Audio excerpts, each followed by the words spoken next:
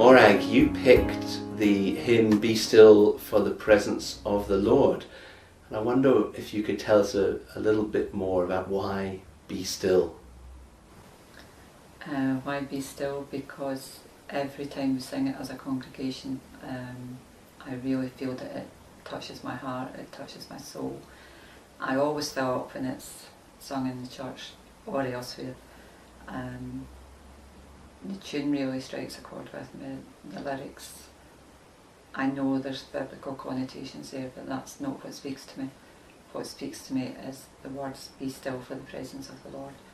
And I think it's really important in our lives that we do take time to be still. We do take time to be silent. And we do take time to feel nearer to God. You spoke about being still and the sense of stillness within the church. Are there other places where that sense of stillness is important, or where you find stillness? Because we're all rushing about, we've all got priorities. We're all surrounded by a cacophony of noise all the time. We're surrounded by technology. And we're all too busy. We're all so busy. And I find it essential that I have times of silence.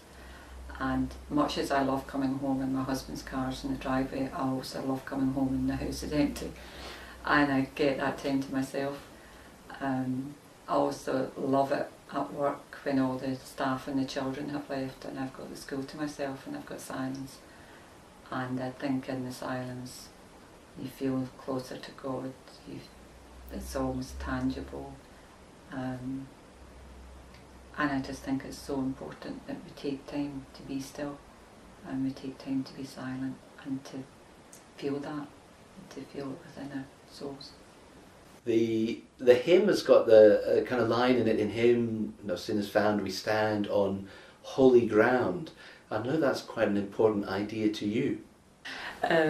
Yes, I like the phrase where holy ground is mentioned in Be Still for the Presence of the Lord, because I think there are holy places on this earth. I think there are sacred places. I don't think they necessarily remain constant all the time. I think when we sing it in church, it feels like the church is a holy place because we're all united in singing. But the holy place for me could be standing at a riverside, which I always feel close to God when I'm standing at a riverside. It could be standing on the cliff tops that we were standing on last week when we were down at Patrick. It could be in the tiniest little old church in Iona, the original one, or it could be in a huge big cathedral. It doesn't have to be a church building for it to feel like a holy place or a sacred place. And I think sacred places should be cherished and should be visited. Thank you.